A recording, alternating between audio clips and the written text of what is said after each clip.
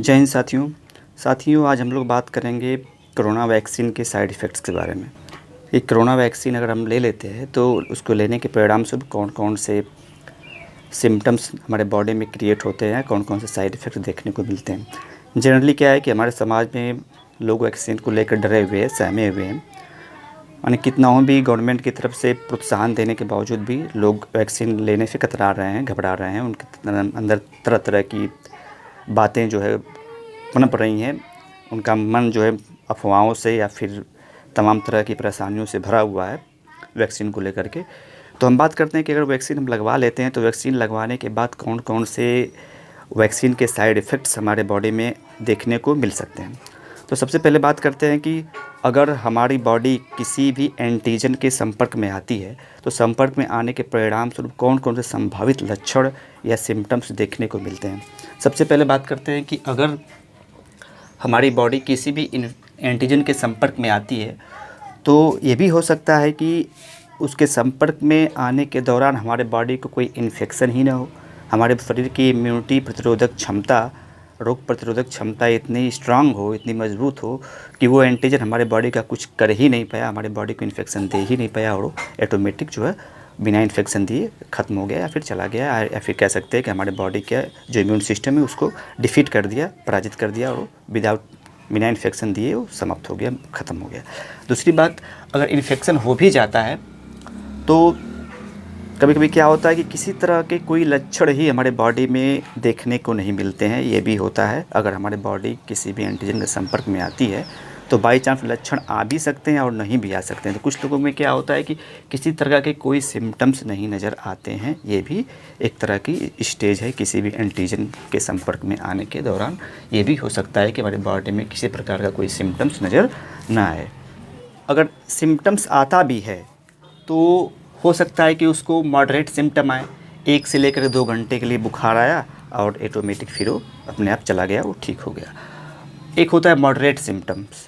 Moderate symptoms में क्या होता है कि उसको 3 घंटे या आप कह सकते हैं कि 3 से लेकर के 4 दिनों तक भी बुखार आ सकते हैं इस तरह के मॉडरेट सिम्टम के दौरान। एक होता है सीवियर सिम्टम्स। सीवियर सिम्टम्स में क्या होते हैं कि उसको 7 से लेकर 8 दिनों तक ज़बरदस्त बुखार हो सकता है, उसके सूंघने की शक्ति जा सकती है, उसकी जो है स्वाद लेने की शक्ति भी जा सकती है। इस तरह के सिम्टम्स भी कभी कभी देखने को पेशेंट्स में मिलते हैं। दूसरी बात, हो सकता है कि उसकी तबीयत इतनी ख़राब हो जाए कि उसको हमको हॉस्पिटल में भी एडमिट करने की नौबत आ सकती है, उसको ऑक्सीजन की भी आवश्यकता पड़ सकती है, उसको वेंटिलेटर पर भी जाने तक की संभावना आ सकती है। या फिर कुछ लोगों में ऐसा भी हो सकता है कि कुछ लोगों की डेथ भी हो सकती है।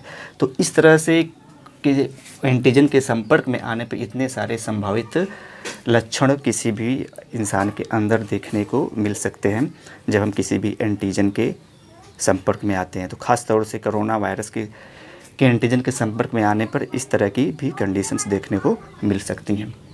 तो कहा जाता है कि नो इन्फेक्शन से लेकर के मॉडरेट सिम्टम तक के जो भी सिम्टम्स हैं वो एक तरह का नॉर्मल सिम्टम्स उसको माना जाता है कि किसी भी वैक्सीन को लेने के दौरान 99.9% लोगों के अंदर इतने तरह के लक्षण देखे जाते हैं जिसको कि हम इसको नॉर्मल सिम्टम्स के अंतर्गत रखते हैं कि किसी भी वैक्सीन को लेने के दौरान इतने सारे संभावित लक्षण देखने को मिल सकते हैं। हाँ, इसके बाद अगर ये जो सीवियर सिम्टम्स हैं, हॉस्पिटल के जो सिम्टम्स हैं, ये जो है थोड़ा सा खतरनाक सिम्टम्स है। अगर वैक्सीन लेने के बाद ये सब सिम्टम्स आते हैं तो थोड़ा सा दिक्कत कही जा सकती है। लेकिन ऐसा जनरली 1% से भी कम लोगों के अंदर देखने को मिलता है, या फिर जनरली नहीं भी देखने को मिलता है। देखने को मिलेगा भी तो बहुत ही कम लोगों में मिलेगा, जनरली ऐसा होता नहीं।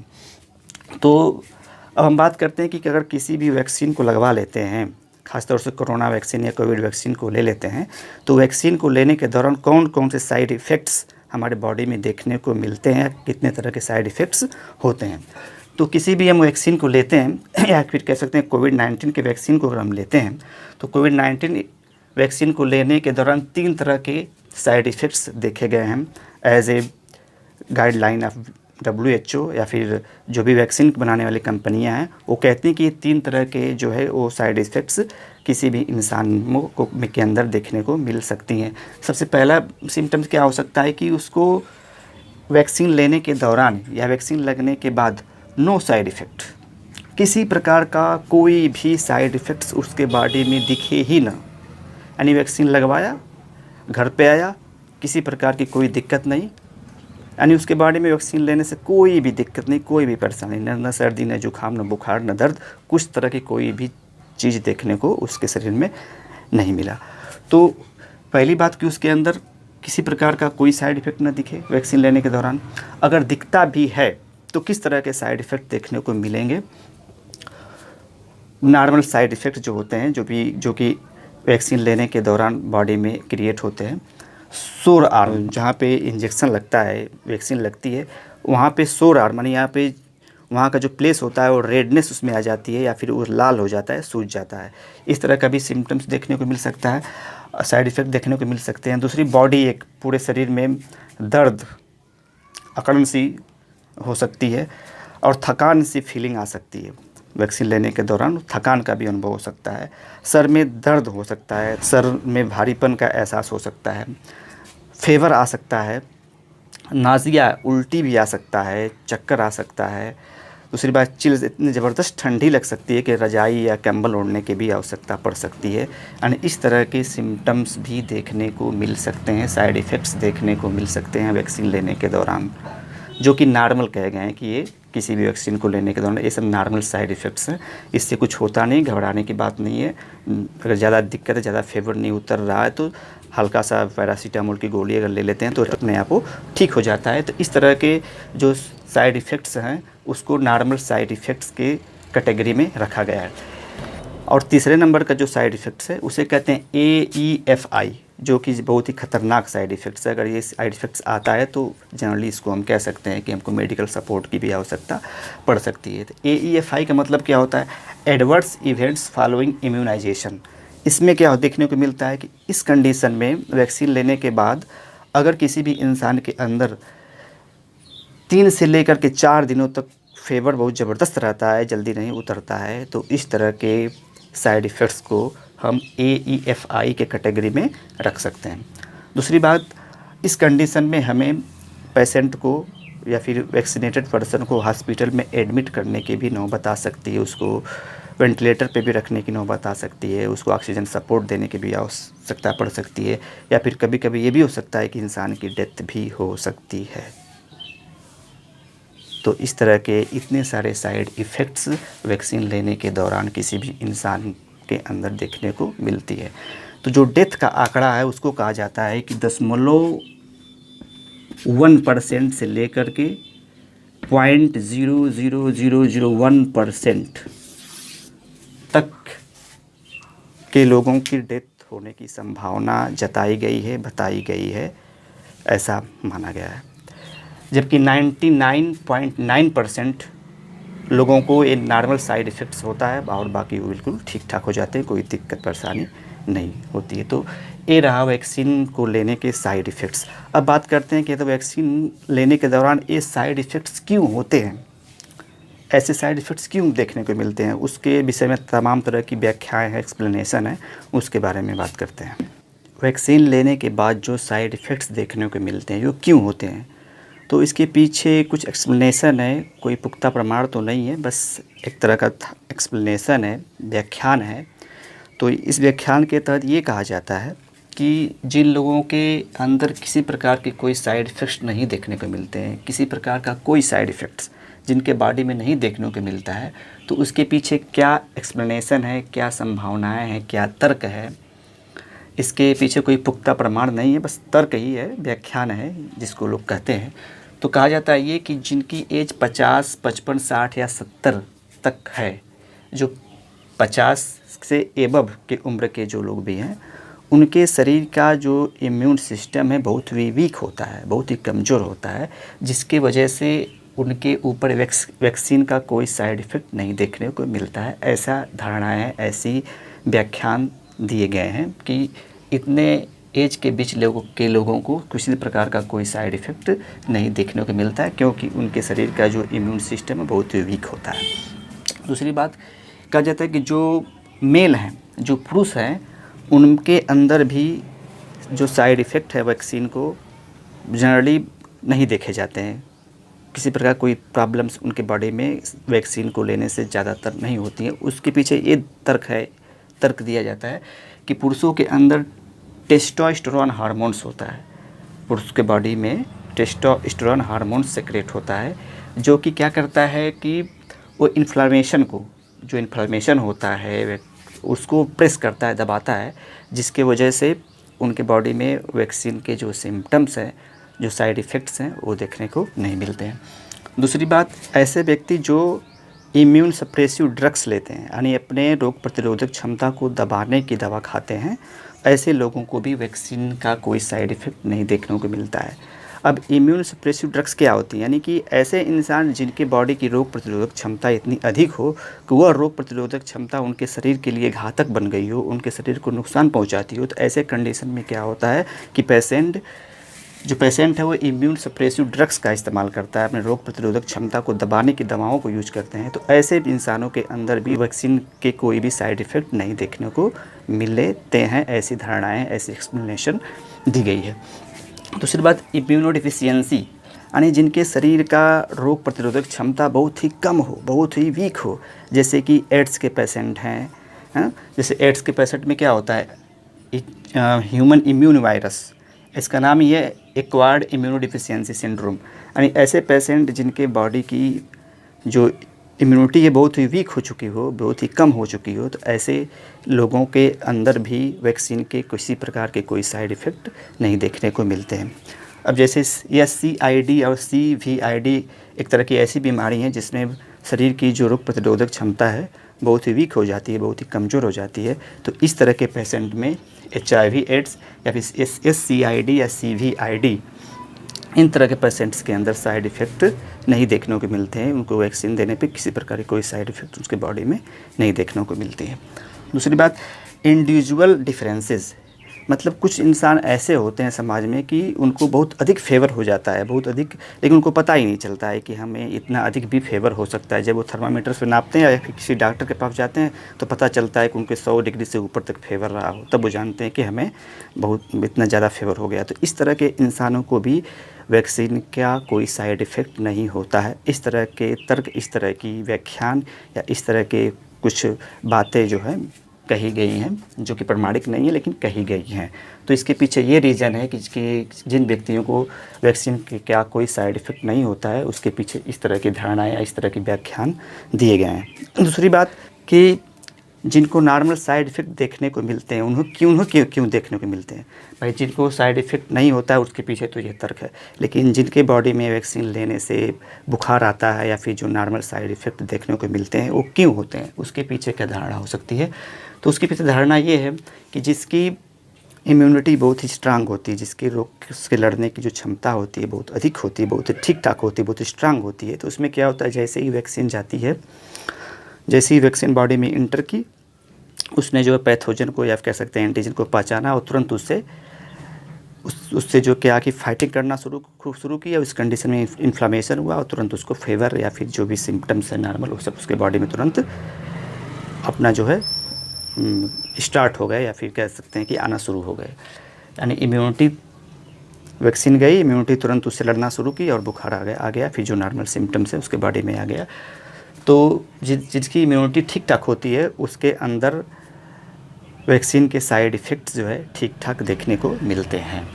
दूसरी बात, जिसको कोविड-19 हुआ हो और ठीक हो गया हो, तो उसके बॉडी में क्या होता है कि ऑलरेडी एंटीबॉडीज़ बन गई होती हैं। कोविड-19 के जो पेशेंट होते हैं, अगर वो ठीक हो गए होते हैं तो उसके अंदर क्या होता है कि रोग से लड़ने की जो एंटीबॉडीज़ होती है ऑलरेडी बन चुकी होती हैं। और ऐसे पेशेंट जब वैक्सीनेशन करवाते हैं या फिर वैक्सीन लेते हैं तो उस कंडीशन में जो उनके शरीर की जो एंटीबॉडी होती है, खट से वो जो है वैक्सीन अंदर गई या उसको पहचानी और उससे तुरंत वो फाइटिंग करना शुरू कर देती है और उस कंडीशन में इन्फ्लामेशन होता है और उसके बॉडी में तुरंत जो नॉर्मल जो साइड इफ़ेक्ट्स हैं उसके लक्षण आना शुरू हो जाते हैं। यानी जिसके बॉडी में पहले से एंटीबॉडीज़ बनी हो या फिर जिनके शरीर का जो इम्यून सिस्टम बहुत ही स्ट्रांग हो, ऐसे लोगों को नॉर्मल साइड इफ़ेक्ट्स जनरली तुरंत देखने को मिलते हैं। अब बात करते हैं AEFI, जो एडवर्स इवेंट्स फॉलोइंग इम्यूनाइजेशन की। AEFI के अंतर्गत जो साइड इफ़ेक्ट देखने को मिलते हैं उसके पीछे क्या रीज़न हो सकते हैं। तो इसके पीछे 28 मार्च 2021 को एक सर्वे हुआ था, जिसका कि कुछ डाटा कलेक्ट किया गया। उस डाटा के आधार पे ये कहा जाता है कि 6 करोड़ लोगों को, अपने देश में 6 करोड़ लोगों को वैक्सीन दिया गया।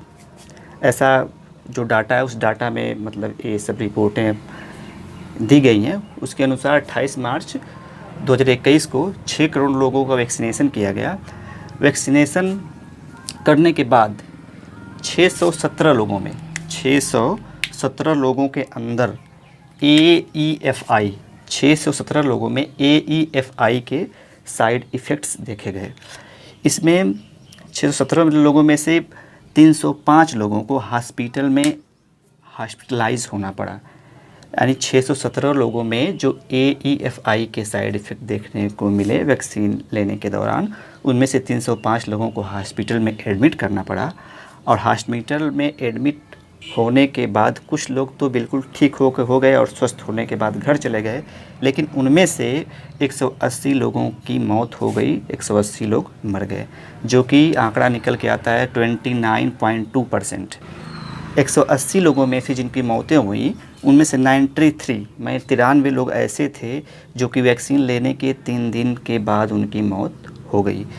और 18 व्यक्ति ऐसे थे जो कि 4 से लेकर के 7 दिनों के बाद, वैक्सीन लेने के 4 से 7 दिनों के बाद उनकी मौत हो गई। और उनमें से 11 लोग ऐसे मिले जो वैक्सीन लेने के 8 से 28 दिनों के अंदर उनकी मौत हो गई। यानी इस तरह से सब मिला करके 180 लोगों की मौत जो हो गई, जो कि आंकड़ा निकलता है 29.2% लोगों की इसमें से मौत हो गई। तो इतनी अगर मौतें होंगी भाई, तो कोई भी स्वाभाविक सा इंसान है अगर देखेगा तो वैक्सीन से डरेगा ही, कि वैक्सीन से बिल्कुल डर लगेगा कोई भी हो। तो सब मिला जुला करके जब इतने लोगों की मौत हो गई इतने दिनों के दौरान, तो उनमें से 180 मौतों में से 124 लोगों के मौतों के ऊपर स्टडीज़ की गई, उनका अध्ययन किया गया। हमारे देश के एक प्रसिद्ध वायरोलॉजिस्ट हैं विषाणु विज्ञान के, जो इनका नाम डॉक्टर जैकब जॉन हमारे देश के बहुत ही प्रसिद्ध जाने माने वायरोलॉजिस्ट हैं। उन्होंने 124 के ऊपर, 180 में से 124 डेथ के ऊपर उन्होंने अपना स्टडी किया, उसके रीज़न को समझा, जाना, और उन्होंने ये निष्कर्ष निकाला, ये कंक्लूजन निकाला कि जो भी ये मौतें हुई हैं उनके अंदर वैक्सीन से मरने का कोई भी रीज़न साफ दिखाई नहीं दिया। ऐसा इस वायरोलॉजिस्ट के हिसाब से कहा गया है कि ये जो भी मौतें हुई उनमें से 140 मौतों की जब स्टडीज़ की गई तो उनमें से ये प्रमाण नहीं मिला कि इनकी जो मौतें हुई हैं वो वैक्सीन के लेने की वजह से हुई हैं। यानी इसको एक तरह का कोइंसिडेंट या संयोग कहा गया कि इनकी मौतें होनी थी और हुई। अगर ये वैक्सीन न भी लिए होते तो उनकी मौत होना तय था, उस दिन उनकी मौत हुई ही होती। तो इस तरह की धारणाएं जो है, यानी इस तरह के विचार या इस तरह की चीज़ें जो बताई गई हैं कि जो भी इंसान मरे हैं वो जो वैक्सीन से नहीं मर रहे हैं, उनका एक तरह का एक संयोग उसको माना गया कि वो अपनी मौत से मरे हैं, वे वैक्सीन से नहीं मरे हुए हैं। तो आखिरकार ऐसी क्या पॉसिबिलिटीज़ हो सकती हैं, ऐसी क्या संभावनाएं हो सकती हैं कि अगर वो व्यक्ति वैक्सीन से नहीं मरा तो कैसे मरा, उसके पीछे क्या रीज़न हो सकते हैं। तो उसके डेथ के पीछे ये भी संभावनाएं या असंभावनाएं व्यक्त की जाती हैं कि या तो उसके बॉडी में सीवियर एलर्जी की हिस्ट्री रही हो, यानी उसको किसी तरह की एलर्जी की शिकायत रही हो और वैक्सीनेशन के दौरान वो हिट हुई होगी, अब जो एलर्जी वो हिट हुई होगी और उस एलर्जी से भी उसकी मौत हो सकती है। या फिर कोई इंसिडेंट है या संजोग हो रहा हो कि मतलब उसकी मौत थी उस दिन होनी थी और वैक्सीन लगवा लिया और वो मर गया। दूसरी बात, rare side effects of phase 3, जो वैक्सीन बनती है तो उसके 3 चरण होते हैं, जबकि इसको इमरजेंसी अप्रूवल दिया गया इस वैक्सीन को मात्र फेज़ 2 के एक्सपेरिमेंट के सफल होने के दौरान, और फेज़ 3 का एक्सपेरिमेंट अब भी चल रहा है। हो सकता है कि उसमें से कोई साइड इफ़ेक्ट्स रहे हों जिसकी कि अभी जान पहचान न की गई, उस दौरान से उसकी मृत्यु हुई हो। दूसरी बात, खौफ भी एक तरह की बहुत बड़ी प्रॉब्लम्स क्रिएट करता है। अगर कोई व्यक्ति वैक्सीन से इतना डरा हो, इतना सहमा हो, या फिर उसके आसपास समाज में, माहौल में वैक्सीन को लेकर के इतनी भ्रांतियाँ हों, इतना डर उसके माइंड में बैठ गया हो और उस दौरान उसका वैक्सीनेशन हो गया हो और वो वैक्सीनेशन के दौरान और ज़्यादा डर गया हो और उसकी वजह से उसकी बीपी बढ़ी हो और हो सकता है इस वजह से उसकी डेथ हो गई हो। तो इस तरह की चीज़ें भी हो सकती हैं, ऐसा मतलब कहा जाता है। दूसरी बात, साइकोसोमैटिक प्रॉब्लम्स, मनोविज्ञान में कहा जाता है साइकोसोमैटिक प्रॉब्लम्स। अगर हम अपने मन में किसी तरह की धारणा बना लेते हैं, किसी भी चीज़ के प्रति नेगेटिव सोच हम डेवलप कर लेते हैं कि नहीं इस तरह की वैक्सीन से या इस तरह की चीज़ों से हमें इस तरह की प्रॉब्लम्स हो सकती है और उसी को दिन रात हमेशा सोच रहे हैं, इस तरह का हम अपना मूड क्रिएट कर ले रहे हैं, तो उस कंडीशन में अगर हम किसी भी वैक्सीन को प्रति इस तरह की सोच रखते हैं और उस दौरान वैक्सीनेशन हो जाता है और वैक्सीनेशन के दौरान अगर हम ज़्यादा उसके बारे में नेगेटिव चीज़ें सोचने लगते हैं तो इस तरह की प्रॉब्लम्स को साइकोसोमैटिक प्रॉब्लम्स के नाम से जाना जाता है और उस कंडीशन में भी किसी भी इंसान की मौत हो सकती है। और इस तरह की थिंकिंग रखने की वजह से हमारे बॉडी की इम्यून सिस्टम भी बहुत वीक हो जाता है और तो कहा जाता है कि इस तरह की थिंकिंग या इस तरह की सोच रखने वाले व्यक्ति को भी यदि वैक्सीन लग जाए और ज़्यादा घबरा जाए, ज़्यादा मतलब इस तरह की सोच रखे, बीपी सीपी एकदम बढ़ जाए, तो इस दौरान भी उसकी मौत हो सकती है। तो इस तरह के रीज़न्स बताया गया है कि AEFI के दौरान इस तरह की समस्याएं, इस तरह की प्रॉब्लम्स देखने को मिल सकती हैं और इस तरह से ये चीज़ें हो सकती हैं। अगर मान लीजिए इसको मान भी लेते हैं कि मतलब अगर ये 100% सही भी हो कि मतलब 180 लोग जो वैक्सीन से के दर को लेने की वजह से ही मर रहे हों, तो अगर इसका हम परसेंटेज निकालें तो वो कितना होता। अगर हम इस तथ्य को सही भी मानते हैं कि अगर इनकी मौत यदि वैक्सीन से ही अगर हुई हो, 180 लोगों की जो मौत है अगर वो वैक्सीन लेने से ही मान लीजिए अगर हुई हो, अगर इसको हम सच मान लें, बिल्कुल सही मान लें कि अगर ये सही हो कि 180 लोगों की मौत वैक्सीन से ही हुई हो, तो अगर हम इसका परसेंटेज निकालते हैं 6 करोड़ में 180 लोगों की मौतों का परसेंटेज निकालते हैं तो वो निकल के आता है डेथ का परसेंटेज 180 लोगों की मौत बटा के 6 करोड़ लोगों का वैक्सीनेशन गुणित 100। अगर इसको हम मल्टीप्लाई करते हैं, कैलकुलेट करते हैं तो ये निकल के आता है 0.0003%, यानी 0.0003% लोगों की मौत हुई। अगर इसको हम सही मानते हैं तो 6 करोड़ में से जो ये मौतें हुई 180 लोगों की, वो परसेंटेज निकल के आता है 0.0003%, जो कि 10 लाख में यदि देखा जाए तो 10 लाख लोगों के वैक्सीनेशन में से 3 लोगों की मौत होती है। अगर इसको हम सच मानते हैं तो अगर 10 लाख लोग यदि वैक्सीनेशन करवाते हैं, वैक्सीन लेते हैं, तो उनमें से 3 पर लोगों की मृत्यु वैक्सीन लेने की वजह से होती है। अगर 6 करोड़ लोगों में अगर देखा जाए तो ये परसेंटेज निकल के आता है 0.0003%, यानी 10 लाख में से 3 व्यक्ति। तो कहने का मतलब है 6 करोड़ लोगों को वैक्सीनेट करने के दौरान अगर हमारा परसेंटेज, मौत का परसेंटेज 0.003% आता है तो एक तरह से ये बहुत ही छोटा आंकड़ा है, बहुत ही कम आंकड़ा माना गया है। अगर हम वैक्सीन न लेते तो मरने वालों की संख्या बहुत अधिक होती है और वैक्सीन लेने के दौरान अगर 10 लाख लोगों में से 3 लोग मरते हैं तो ये बहुत ही कम माना गया है। अगर वैक्सीन हम न लेते तो उस समय कहा जाता है कि मरने वालों का आंकड़ा 10 लाख में से 800 लोगों का होता है, 800 लोगों का होता है, 700 लोगों का होता है 10 लाख में से। अगर वैक्सीन ले लेते हैं तो 10 लाख लोगों में से 3 लोगों की मौतें होती हैं और वैक्सीन नहीं लेते हैं तो 10 लाख लोगों में से 800, 900, 700 लोगों की मौतें होती हैं। तो उस दृष्टिकोण से अगर देखें, उस चीज़ से हम देखें, अगर उस पॉजिटिव नज़रिए से देखें तो एक तरह से वैक्सीन लेना बिल्कुल सही है, बिल्कुल अच्छा है। अगर नेगेटिव नज़रिए से सोचें तो हर काम नेगेटिव नज़र आएगा। अगर हम पॉजिटिव दृष्टिकोण से, पॉजिटिव थिंकिंग से अगर इसके ऊपर विचार करें, मंथन करें, तो वैक्सीन लेने से अगर 10 लाख लोगों में से 3 लोगों की मौत होती है वो ठीक है, या फिर वैक्सीन न लेकर के 10 लाख लोगों में से 800 लोगों की मौत होती है वो ठीक है। तो इस पे विचार करने की बात है, सोचने की बात है। तो वैक्सीन लेना सुरक्षित है कि नहीं सुरक्षित है, वैक्सीन लेने से कोई फ़ायदा है कि नहीं फ़ायदा है। पहले हम देखते हैं कि वैक्सीन अगर लेते हैं तो उससे क्या फ़ायदा है, वैक्सीन न लेते हैं तो उससे क्या नुकसान है। दोनों में हम कंपैरिजन करते हैं कि इन्फेक्शन कितने रेट से होता है और डेथ कितने रेट से होती है, तो इसके बारे में बात करते हैं। तो यदि हम बात करते हैं कि वैक्सीन लेना हमारे लिए सुरक्षित है कि नहीं सुरक्षित है, तो इसके लिए हमें 2 चीज़ों को जानना बहुत ज़रूरी है कि वैक्सीन लेने से या न लेने से डेथ कितनी होती है, या वैक्सीन लेने या न लेने से इन्फेक्शन कितना होता है। तो यदि हम इन्फेक्शन की बात करते हैं कि इन्फेक्शन कितना होता है, अगर हम वैक्सीन न लेते हैं तो उस रेशियो में इन्फेक्शन की रेट क्या है, और वैक्सीन ले लेते हैं तो उस कंडीशन में इन्फेक्शन की रेट क्या है। तो यदि हम सपोज़ दैट कि अगर हम वैक्सीनेशन नहीं करवाते हैं, सपोज़ दैट हम वैक्सीन नहीं लेते हैं, वैक्सीन नहीं लगवाते हैं, तो उस कंडीशन में क्या होता है कि जो पॉसिबिलिटीज़ होती है, जो संभावनाएँ होती हैं इन्फेक्शन की, संक्रमण की जो संभावना होती है वो 70 से 80% तक बढ़ जाती है। अगर हम वैक्सीन न लगवाते हैं, वैक्सीन न लेते हैं, तो उस कंडीशन में 70 से 80% ये चांसेस होते हैं कि हमें इन्फेक्शन होगा, कन्फर्म होगा। अगर हम उस हिसाब से अगर देखा जाए, 70 से 80% के हिसाब से अगर देखा जाए तो 10,000 लोगों में से अगर वैक्सीन हम नहीं लगवाते हैं और 10,000 लोगों की स्टडी करते हैं तो उसमें से 7 से लेकर के 800 लोगों को इन्फेक्शन हो सकता है।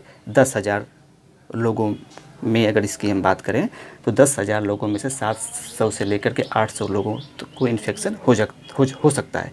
और वही चीज़ अगर हम वैक्सीनेशन करवा लेते हैं, अगर हम वैक्सीन ले लेते हैं तो वैक्सीन लेने के दौरान जो हमारा परसेंटेज है वो घट करके 0.02% यानी 0.02% से 0.04% तक कम हो जाता है। यानी इस हिसाब से अगर देखा जाए तो 10,000 लोगों में से वैक्सीन लेने के बाद अगर 10,000 लोग वैक्सीन लेते हैं तो उनमें से 2 या 4 लोगों को मात्र कोविड का इन्फेक्शन हो सकता है। तो इससे और इससे अगर हम तुलना करें तो कितना डिफरेंस हमको नज़र आता है। वैक्सीन ले लेने से 10,000 लोगों में मात्र 2 से 4 लोगों को इन्फेक्शन होता है कोविड का। अगर हम वैक्सीन नहीं लेते हैं तो उस कंडीशन में हम जो है 10,000 लोगों में से 700 से 800 लोगों को इन्फेक्शन होने का डर बना रहता है। तो इस हिसाब से देखा जाए तो वैक्सीन लेना ठीक है। अब बात करते हैं डेथ कितने हो, क्या रेशियो क्या है। अगर सपोज दैट हम वैक्सीन नहीं लेते हैं, अगर हम वैक्सीन नहीं लेते हैं तो उस दौरान जो केस फर्टिलिटी रेट है इंडिया में 1.3%, यानी जो केस की जो फर्टिलिटी रेट है 1.3% तक है। यानी कह सकते हैं कि 10 लाख लोगों में से 10 लाख लोगों को की स्टडी अगर हम करें तो 10 लाख लोगों में से 13,000 लोगों की मृत्यु हो सकती है, डेथ हो सकती है। यदि वैक्सीन न लें तो 10 लाख लोगों में से 13,000 लोगों की मौत हो सकती है। वहीं अगर हम वैक्सीन ले लेते हैं, अगर वैक्सीन लगवा लेते हैं तो उस कंडीशन में क्या होता है कि 10 लाख में से 3 लोगों की मात्र मौत हो सकती है, जो कि AEFI के आंकड़े के अनुसार 10 लाख लोगों में से 3 लोगों की ही मृत्यु हो सकती है। तो अब आप खुद समझदार हैं, आप सोच सकते हैं, आप मंथन कर सकते हैं। इस तरह से आप अब निष्कर्ष निकाल सकते हैं, आप समझ सकते हैं, आप विचार कर सकते हैं कि डेथ का आंकड़ा जो होता है वो वैक्सीन लेने के दौरान 0.0003% हो जाता है। अगर वैक्सीन नहीं लेते हैं तो जो डेथ का आंकड़ा है 1.3% तक होता है। इसके हिसाब से अगर हम बात करें तो 10 लाख लोगों में से 13,000 लोगों की मृत्यु हो सकती है और वैक्सीन लेने के बाद 10 लाख लोगों में से 3 लोगों की मृत्यु हो सकती है, जो कि बहुत ही कम है, इसकी तुलना में बहुत ही कम है। तो आप जीवन आपका विचार, आप खुद इस पर निर्णय ले सकते हैं कि क्या करना चाहिए, क्या ना करना चाहिए। तो वैक्सीन लेने या न लेने से ये फ़ायदा और ये नुकसान है। हर व्यक्ति अपने जीवन के बारे में सोच सकता है, समझ सकता है क्या करना चाहिए, क्या नहीं करना चाहिए, क्या उचित है, क्या अनुचित है। वैक्सीन बनाने वाली जो कंपनियां वो जो इस तरह की गाइडलाइन दे रखी हैं, मैं उसी चीज़ को आपके सामने पेश कर रहा हूँ। अगर ये वीडियो मेरा पसंद आया हो तो प्लीज़ इसको लाइक करिए, सब्सक्राइब करिए और अधिक से अधिक लोगों तक शेयर करिए। जय हिंद, जय भारत, नमस्कार।